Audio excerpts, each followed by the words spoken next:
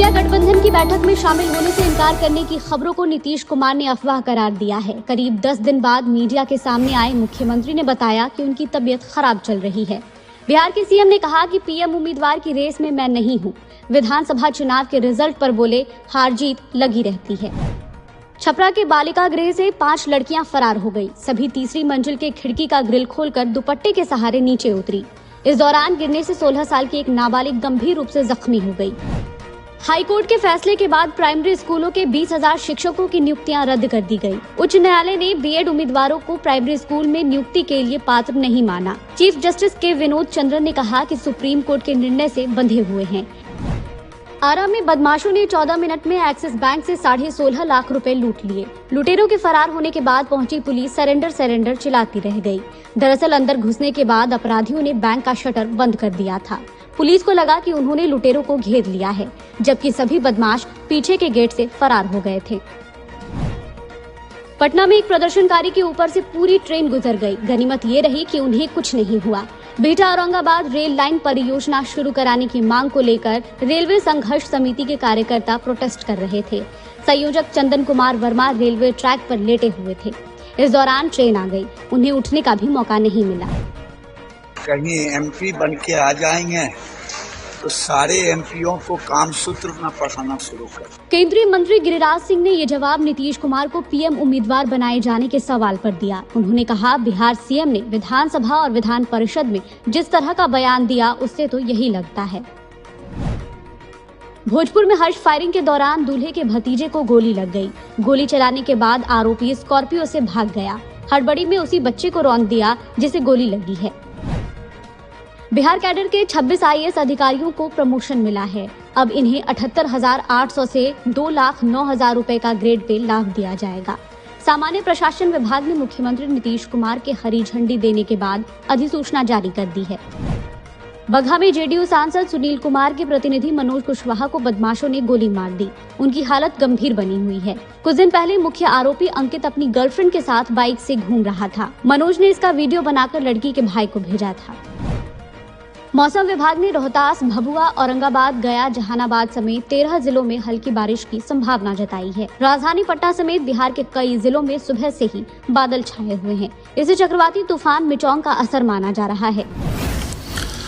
उज्ज्वला योजना के लाभार्थियों को सब्सिडी का लाभ लेने के लिए 31 दिसंबर तक ई-केवाईसी करवाना अनिवार्य कर दिया गया है। तेल कंपनियों ने कहा है कि लाभार्थियों का बायोमेट्रिक मशीन के माध्यम से ई-केवाईसी किया जाएगा। 31 दिसंबर तक ई-केवाईसी नहीं करवाने वाले लाभार्थियों को सब्सिडी का लाभ नहीं मिलेगा। बिहार में उज्ज्वला योजना के तहत विभिन्न तेल कंपनियों के 1 करोड़ से अधिक ग्राहक हैं। बिहार की पहचान लिट्टी चोखा को जीआई टैग दिलाने की पहल की गई है। भोजपुर स्थित कृषि विज्ञान केंद्र इस संबंध में जल्द ही आवेदन करेगा। केंद्र के वरीय वैज्ञानिक डॉक्टर प्रवीण कुमार द्विवेदी ने बताया कि निर्धारित प्रक्रिया पूरी होने के बाद लिट्टी चोखा को जीआई का प्रमाण पत्र मिलने की उम्मीद है। भोजपुर का मूल व्यंजन लिट्टी चोखा उत्तर भारत के अलावा कई देशों में भी लोकप्रिय है। यह व्यंजन चंद्रगुप्त मौर्य के समय से प्रचलन में आया था। बिहार लोक सेवा आयोग द्वारा शिक्षक नियुक्ति के दूसरे चरण की परीक्षा आज से शुरू हो रही है। यह परीक्षा आज के अलावा 14 दिसंबर और 15 दिसंबर को भी आयोजित की जाएगी। बीपीएससी के अध्यक्ष अतुल प्रसाद ने बताया कि 1,22,252 पदों के लिए होने वाली इस परीक्षा में 8,41,000 से अधिक अभ्यर्थी शामिल होंगे। प्रदेश के कई शहरों में वायु प्रदूषण का स्तर लगातार बढ़ता जा रहा है। देश के सबसे अधिक 5 प्रदूषित शहर बिहार से हैं। केंद्रीय प्रदूषण नियंत्रण बोर्ड की रिपोर्ट के अनुसार पिछले 24 घंटों के दौरान बेगूसराय देश का सबसे प्रदूषित शहर रहा। यहाँ का वायु गुणवत्ता सूचकांक AQI 448 रिकॉर्ड किया गया। देश भर में दूसरे स्थान पर सहरसा, तीसरे पर पूर्णिया और चौथे स्थान पर कटिहार रहा। इन 4 में से 3 शहरों की हवा बेहद खराब और 1 शहर की हवा जहरीली रही। इधर पटना की हवा की गुणवत्ता में काफी सुधार हुआ है। यहाँ का वायु गुणवत्ता सूचकांक 220 रिकॉर्ड किया गया। चक्रवात मिगजॉम के प्रभाव से राज्य में बारिश की परिस्थितियां बनी हुई है। मौसम विभाग ने अगले 24 घंटों के दौरान राज्य के अधिकतर हिस्सों में बारिश की संभावना जताई है। मौसम विज्ञान केंद्र पटना के वैज्ञानिक कुमार गौरव ने बताया कि अगले 2 दिनों तक राज्य के न्यूनतम तापमान में किसी खास परिवर्तन की संभावना नहीं है। उसके बाद अगले 3 दिनों में न्यूनतम तापमान में 2 से 4 डिग्री सेल्सियस तक की गिरावट आ सकती है। अगले 24 घंटों के दौरान राज्य के दक्षिण, उत्तर मध्य एवं उत्तर पूर्व भागों के 1 या 2 स्थानों में वर्षा होने का पूर्वानुमान है। साथ ही राज्य के न्यूनतम तापमान में अगले 48 घंटों के दौरान कोई विशेष परिवर्तन की संभावना नहीं है। तत्पश्चात आने वाले अगले 3 दिनों में 2 से 4 डिग्री सेल्सियस की कमी होने का पूर्वानुमान है। आज सशस्त्र सेना झंडा दिवस है। राष्ट्रपति द्रौपदी मुर्मू, उपराष्ट्रपति जगदीप धनखड़ और प्रधानमंत्री नरेंद्र मोदी ने इस अवसर पर सुरक्षा बलों के अनुकरणीय योगदान की सराहना की है। राज्यपाल राजेंद्र विश्वनाथ आर्लेकर और मुख्यमंत्री नीतीश कुमार ने कहा है कि यह दिवस बहादुर सैनिकों के प्रति श्रद्धा और सम्मान प्रकट करने के लिए समर्पित है। प्रदेश के 29 और सदर अस्पतालों में diplomat of national board DNB की पढ़ाई होगी। स्वास्थ्य विभाग के निर्देश पर संबंधित सदर अस्पताल प्रशासन ने पढ़ाई शुरू करने के लिए आवेदन कर दिया है। जल्द ही नेशनल बोर्ड ऑफ एग्जामिनेशन की टीम सदर अस्पतालों का निरीक्षण करेगी। इसके बाद इन अस्पतालों में डीएनबी की पढ़ाई की अनुमति मिलेगी।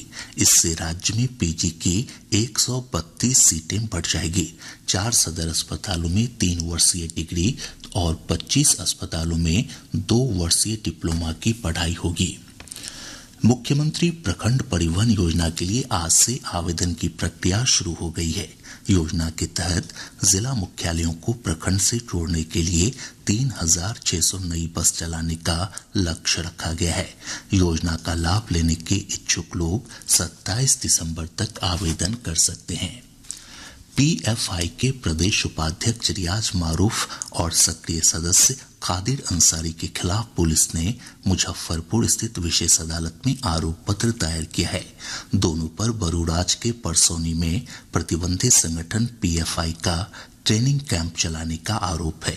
रियाज मारूफ बेऊर जेल में और कादिर अंसारी मुजफ्फरपुर जेल में बंद है। सहरसा रेलवे स्टेशन के 4 अधिकारियों को कर्तव्यहीनता के आरोप में निलंबित कर दिया गया है। समस्तीपुर रेल मंडल के डीआरएम विनय कुमार श्रीवास्तव ने इन सभी अधिकारियों से स्पष्टीकरण की मांग की है। अरवल के कलेर प्रखंड अंतर्गत बलिदात पंचायत में लैंगिक हिंसा के विरुद्ध नई चेतना पहल बदलाव की ओर कार्यक्रम का आयोजन किया गया। पुणे में चल रही विजय मर्चेंट अंडर 16 क्रिकेट प्रतियोगिता में बिहार की टीम ने बड़ौदा के खिलाफ पहले बल्लेबाजी करते हुए 212 रन बनाए। वहीं बड़ौदा की टीम 75 रनों पर 6 विकेट गंवा चुकी है। बिहार की ओर से अभिषेक ने 19 रन देकर 4 विकेट लिए। अब पटना से